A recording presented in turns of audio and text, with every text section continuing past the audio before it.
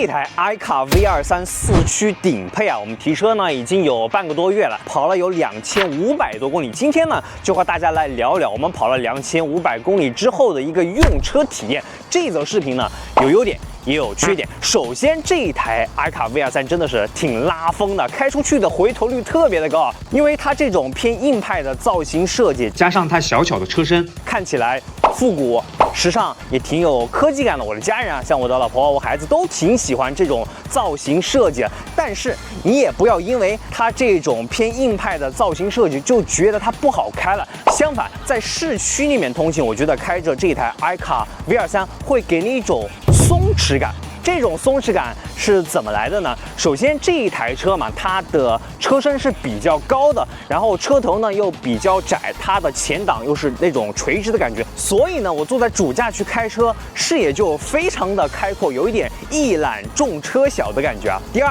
就是这一台车它的门把手这一块感觉是特意进行了加长的处理啊，还有它的中控扶手箱呢也非常的宽，所以这样的结果是什么？我在开车的过程中呢，可以一只手去扶着方向盘去行驶，另外一只手就这样耷拉着，开起来特别的松弛啊，很放松。然后第三呢，就是这一台车它的设计是因为4轮推向4角的嘛，配上它小巧的车身，操控就非常的灵活，加上它是全程电驱的，起步啊、加速啊都很轻快，开起来很舒服。哦，还有一点就是女司机们非常喜欢的点啊，给大家看一下。它在主驾的位置，这台 iCar V23是有一个储物盒的，因为 iCar V23呢，它是取消了这个手套箱的设计，在主驾和副驾呢都设计了2个小的储物盒。对于女性司机来说，你想想啊，你下班之后脱掉高跟鞋放在储物盒里面，再拿出你的运动鞋再去开这台车，就很舒服、很惬意，很有那种松弛感，对不对？其次呢，就是 V23的座椅啊，和 iCar V23那种偏硬派的外观设计不一样，这一台车它的座椅是很柔软的，坐垫的停充物呢挺多的，坐上去有点大沙发的感觉，而且它的坐垫特意进行了加长和加厚的处理，对腿部啊、对腰部的包裹性也挺到位的。再加上这一台车的悬架行程是比较高的，加上它偏软的悬架设定，所以开着这一台 V23在市区里面通勤的话，不管我是坐在主驾去开这台车，还是在后排坐着去体验这台车，都挺舒服，都挺惬意的。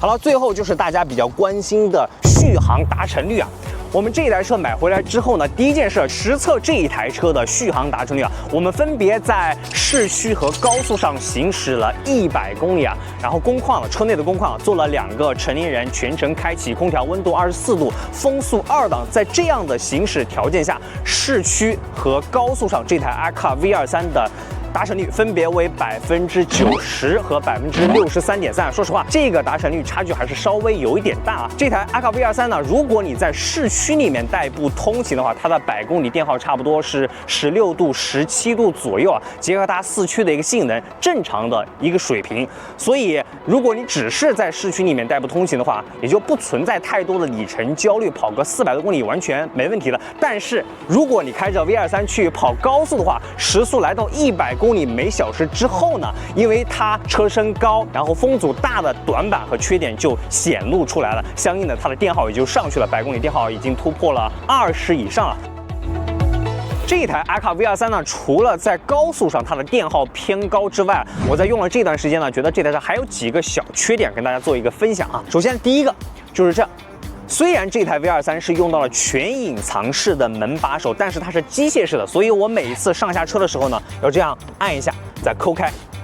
才能上车啊。男司机或者是男性的用户无所谓啊，但如果是女司机上下车的时候，你的指甲再长一点，就很容易把指甲夹断啊。所以厂商可以考虑用一个半隐藏式的门把手啊，那样看起来既有科技感，上下车的也比较方便。然后第二个呢，就是这个后视镜两侧的后视镜呢，它是比较窄的。我知道厂家的考虑啊，就是为了降低这台车的风阻嘛。但是我在开车的过程中看后方的驾驶情况的话，这种后视镜比较窄的话，开起来就不是特别的安全啊。然后第三呢，就是这一台车的转向助力稍微重了一点，特别是低速的时候，当我掉头转弯啊，开起来不是特别的轻盈。因为这一台 iCar V23主要是针对年轻用户嘛，也有很多的女性司机，所以可以考虑再轻盈一点它的转向助力啊。然后第四个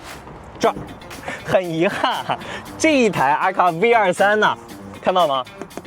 虽然是有化妆镜啊，但是没有化妆灯啊。别忘了，我们这一台还是4驱的顶配版本呢，也就是说全系没有化妆灯。